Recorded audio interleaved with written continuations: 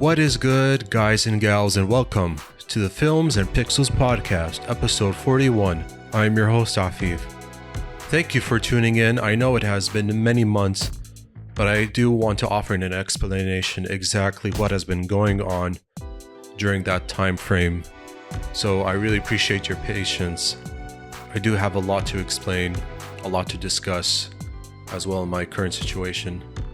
I don't have a lot of topics, but I just prefer to talk about like Switch 2 and so forth. Just everything Nintendo Switch 2 related. But yeah, that's just really it for this episode. Because I just want to get further into like where my head is at regarding this podcast series I'm trying to build and grow, and how I feel about the progress thus far, you know? So I just want to dive into that. But yeah, I'll just talk about some Switch 2 stuff just because it's been in the news lately in the gaming tech world. There were a few other topics I've had in mind, but I prefer to hold that off for maybe episode 52, 53, and so forth. But yeah, I mean, without further ado, let's get going.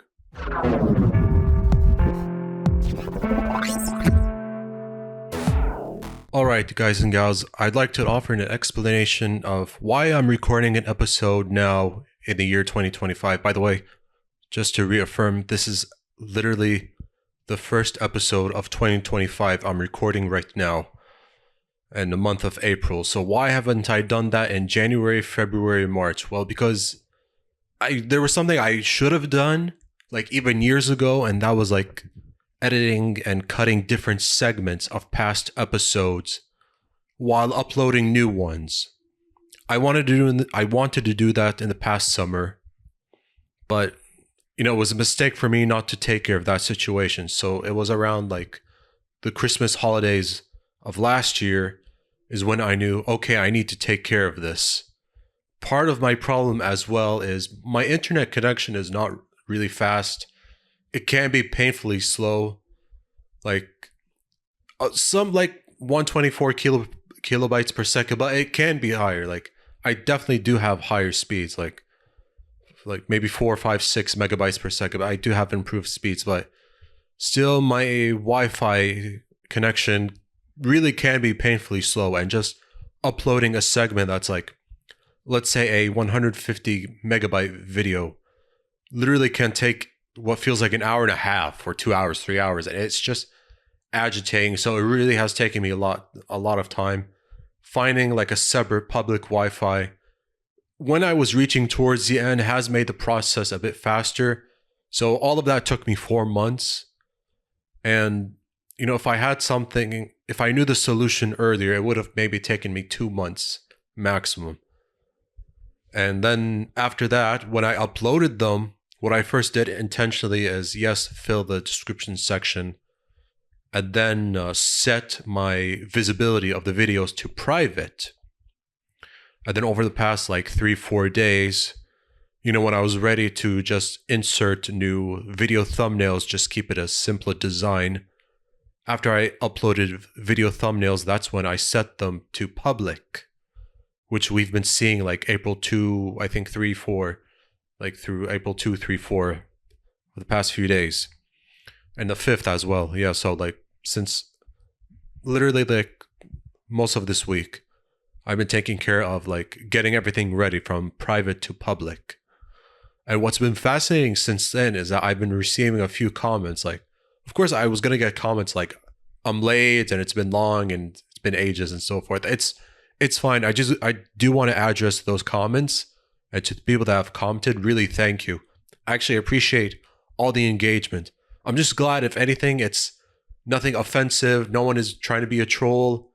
You know, on the contrary, any sort of engagement, you know, is a positive for me. So I just appreciate those comments of people saying like, you're late, or, you know, you took a lot longer or something like that. Like, it's really fine. I just appreciate that there's nothing offensive or insulting, you know, but I do want to do a better job of being more so on time despite my schedule and having enough power in the house to do so. So I just appreciate that. So that's part of the reason. And just also learning, like, I'm someone who just likes to listen to podcasts on Spotify with my laptop. And I enjoy sports related podcast or a business podcast or cinema related or maybe anything else, like, but mostly either cinema, sports, or something business. So when I've noticed like always like different segments like uploaded on YouTube just to shorten it and just get more attention, I just thought, man, I should have done that before. Like I really, really need to catch up on it. So this is part of the reason. And hopefully it does bring me more subscribers. And I've actually noticed it slowly but surely it's already happening. So I wish I did this before, but this method has proven to work in my favor and I want to keep that going. So, again, thank you to new people who have subscribed. I do appreciate the support because I do want to do a better job. And also at the same time, I wasn't also sure if I want to keep this going. Seeing the results and the growth has been a lot slower than I would have liked. And I wasn't sure if I want to do like an all sports podcast, even though I've incorporated some sports news in there and any other details. But I just want to just really say thank you for the support. But yeah, I mean, that pretty much sums up an explanation from my part about, my delayed timing and why I seem like I'm late. Oh yeah, there's actually one thing I just wanted to mention for anyone asking or wondering. No, I swear the whole situation, it was not a publicity stunt at all. I swear it wasn't on purpose. I wasn't trying to do some sort of publicity stunt just to try to get more views or do anything stupid. It wasn't intentional, but somehow it worked to my favor because I've been getting some comments in the comments section, and that is something I'm really appreciative of. So yeah, I just wanted to clear that up quickly. And yeah, again, not a publicity stunt, not a PR move or marketing tactic or anything like that just to get more views, but I mean, somehow it worked. So yeah, that's totally great. Again, thank you.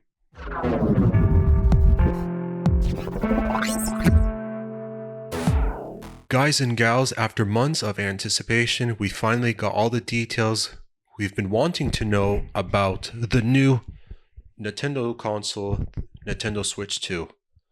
So, what exactly are we getting with the Switch 2? Well, yes, when undocked, the screen is 1080p and can be up to 120 frames per second. There's what they called a vivid LCD screen with HDR support. The Joy-Cons are magnetic. There's mouse support, meaning that for some games you can use the Joy-Cons like a mouse controller. Joy-Cons are bigger. The screen is also bigger, 7.9-inch screen, bigger SLR, but bigger SR buttons when you hold the Joy-Cons on the side for like multiplayer games. I don't know who still does that, but cool, whatever. Yes, improved speakers, better audio, 3D audio included.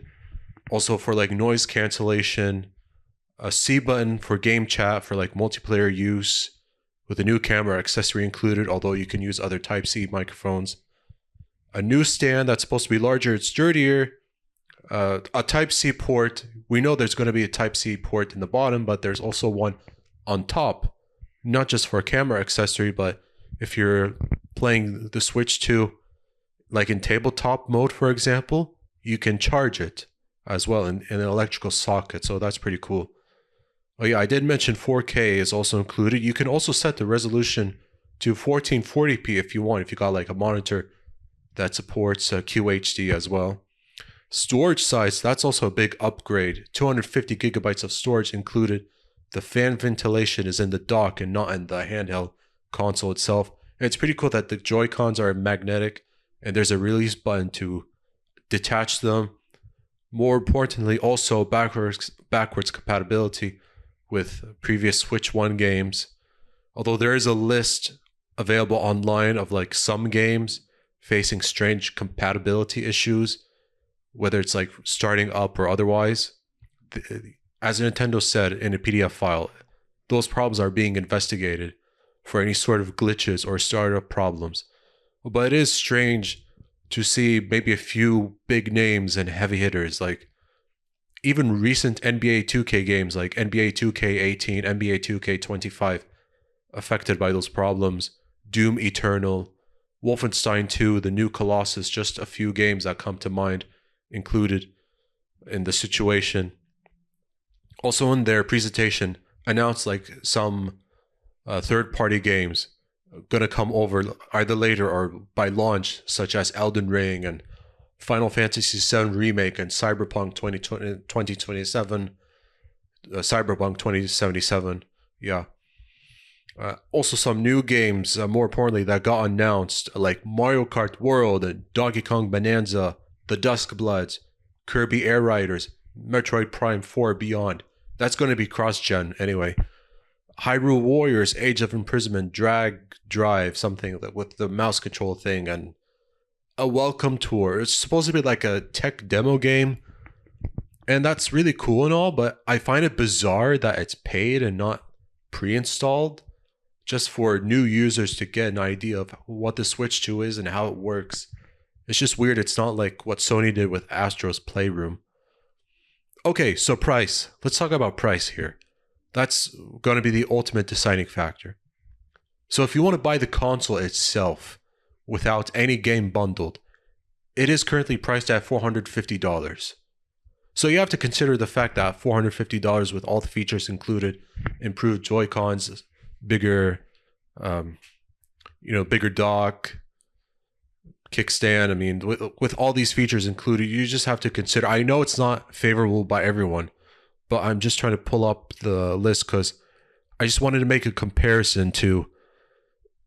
I don't want to say the other, giant competitors of PlayStation, Xbox, but like sort of other like PC handhelds, which are comparable to the Switch. I like the Steam Deck, the one with the LCD screen. Even though like discontinued, you'll probably find them. Like the biggest size is like 512 gigabytes, also at $450. I think maximum frame rates, like refresh rate, is like 60 hertz. I should also mention that Switch 2 screen, by the way, has VRR support as well. So Steam Deck does also have an OLED screen. Like if you wanted one with 1 terabyte, it's like $650. So that's more than the Switch 2, right? And also, like if you want to think about other competitors included, well, let me just get that. Like the Asus ROG Ally X, it's, or Logitech G Cloud, for example, or the Aya Neo Air. Like even Aya Neo Air, like I've seen from a review at like $850, or even like Aya Neo Pocket Micro Classic, like $1,139, which is still insane. But also other models like ranging from $400 to $900. So like Aya Neo handheld PC games specs, at that range. Or like the Lenovo Legion Go can be like $700, with 512 gigabytes, and that has an SSD. But even some retailers might list it at $775 or like $900. So you just have to consider that fact as well in terms of pricing. Yeah, I did mention Steam Deck, the ROG Ally price tag. Hold on. I know I'm doing this in the middle of the recording, but it is kind of important to talk about it. But LCD with the ROG Ally, Steam Deck like $650 with it OLED screen. So you just have to take into consideration, with the manufacturing costs, shipment costs, and so forth. Nintendo has set the price on. And even like some of the competitors, like of course Xbox Series X, like can go to $500, or with a 2 terabyte $600. And the PS5 has increased as well, like $450, $500 as well. It's still crazy and bizarre to me as someone who's always been a PlayStation gamer. Like the PlayStation 5 Pro at $700, it's just insane to me. So keep one thing in mind when comparing the Switch 2 price tag to other competitors. The Xbox Series S, whether it's 512 gigs or 1 terabyte, can go from $300 to $350. So it's clear that the Series S is still cheaper than even the Switch 2. But also, I do want to mention the Switch 2 bundled with Mario Kart World at $500. You're saving maybe $30 because reports are surfacing that Switch 2 games and the cartridges, whether it's like Mario Kart World, like digital or physical, like $80 to like a digital at $90, and like Donkey Kong Bonanza at $70. So the price tag of like Switch games, it is concerning. But I mean, that's why like you probably really do need a second job, or just do a better job of just saving some cash. But I do think it's a lot. And when Nintendo had like a Treehouse Direct detailing everything about Mario Kart World, there were angry comments from everyone. Drop the price, drop the price, drop the price. So this is just something you just have to like think about. I think the price tag of the Switch 2, it's always going to be subjective. Like, I understand it. Like, it's the newest console on the market that will be launched worldwide on June 5, 2025. Like, Switch 2 is still cheaper than the PlayStation 5 Pro, and that is currently the most expensive game console on the market. I know it doesn't do like docking, like handheld or tabletop or anything like that, like the Switch 2 does. So you just have to keep in mind a few things, like, you know, with all the upgraded specs, and of course it's really great as well, like there are some games Nintendo said will have free updates, whether it's like, you know, a couple of Zelda games like Link's Awakening and Echoes of Wisdom, and even a couple of Pokemon games that really struggled badly in terms of performance, like Scarlet and Violet as well. And it's nice that even one of the best games ever, like Super Mario Odyssey, is getting a free upgrade. So those are just a few games.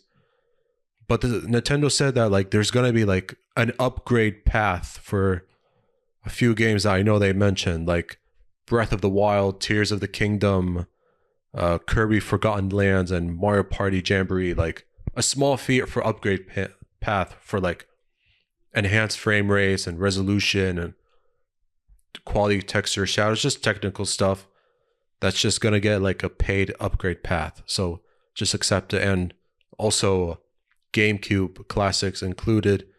A few games mentioned, but more will come. And the use of micro SD express cards for expansion storage. Well, I mean, 250 gigs is still a lot, but hey, that's still nice. And a Pro controller that, yes, also has the new C button, an audio jack, and 2 back buttons, GLGR, priced at $80. Switch 2 camera, $50. And I know there are some other accessories as well that are currently priced. Eurogamer did a good job just having these details available. Yeah, even like Joy-Con 2 charging grip at like $35, understandably. I think the previous Joy-Con grip was maybe a bit cheaper. I'm sure it was. And yeah, like left and right Joy-Con 2 controllers at $90, for example. Hold on, sorry, I'm going with the ums again. Joy-Con 2 wheel at $20. And yeah, I did mention the Pro controller, $80. Joy-Con 2 strap, like $13. So it's just details to just take into consideration, you know? Yeah, I did say Donkey Kong Bonanza is $70. But if you wanted like Breath of the Wild Switch 2 edition by itself, like $80. Both Tears of the Kingdom and Breath of the Wild, $80 if you're just buying it for the first time. That's not the upgrade path price. That's just like, you're buying it for the first time.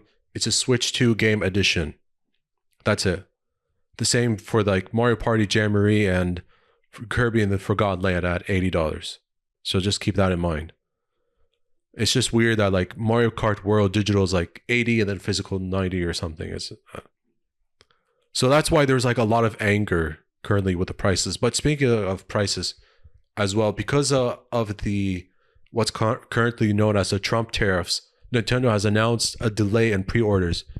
When it was supposed to be on April 9, will instead be at a later date they will announce. But I mean, like, all that will be figured out sooner or later. But it's just to keep in mind everything that the Switch 2 does, what it can do, what it offers, current price point. With a June 5 release date, maybe there will be a summer holiday sale from local retailers around the world. I don't know, maybe planning a June release, there could be like a discount at that time, and then kind of like selling it at a good price from, like, let's say GameStop, for example. But yeah, I was kind of impressed just seeing videos from IGN, CNET, The Verge, and Gadget doing like a hands-on impression, just getting their thoughts and opinions. I thought it was pretty cool, just knowing what Nintendo has done, keeping it safe, it's simple, with the demonstration and the video presentation as well. Not to make it like a Wii U problem, having a mixed marketing message. Although I thought it was, I don't want to say bizarre, but just unusual that they didn't talk about the price in their video presentation, but the users and consumers needed to look and try to find information from websites, whether it's Eurogamer or IGN or otherwise, just find information about it. I think they didn't want to talk about the price and ruin the good vibes that were in the video that got everyone excited. So I think that's why there's like mixed reaction from everything Nintendo regarding the Switch 2 and the prices. But yeah, I mean, what can you do, right? Speaking of Switch, I have noticed that like I'm able to find like Switch OLED console prices available at like $250 or $270, which is also fine. I've seen maybe like $285 with a special edition, maybe a Splatoon or Zelda edition or something. I've seen like Switch Lite priced at like $175. If I had to choose, I like the OLED model. Nice screen and so forth. Better kickstand, good audio. There's rumble, so that's just my opinion. If I had to pick, I'd take the OLED at 250. I think that's pretty good. 250, 270, I think that's excellent. Well, I mean, are you happy about the Switch 2? Anything you don't like about it? Any features that are missing? Any problems with the games that are not compatible? Just anything Switch 2. You want to share your thoughts? Let me know. Of course, I'm pretty sure that a lot of you are upset. I mean, I'm seeing comment sections from different pages, kind of mixed feelings about it, but I mean, yeah, like any thoughts you have about the Switch 2, just let me know in the comment section. I'm just simply sharing you like what I know, what is my opinion, why I think the price, I don't want to say justified, but why it is currently set as it is when you compare to like the Steam Deck. For the one that had the LCD screen, maybe was like priced a bit higher. And of course, the one with the OLED screen is higher. So, do you think the price of the Switch 2 is justified compared to other PC gaming handheld devices? Let me know. I'm just curious about like your thoughts of, is the price justified against other handheld competitors? So, yeah, I'd love to know your thoughts and opinions.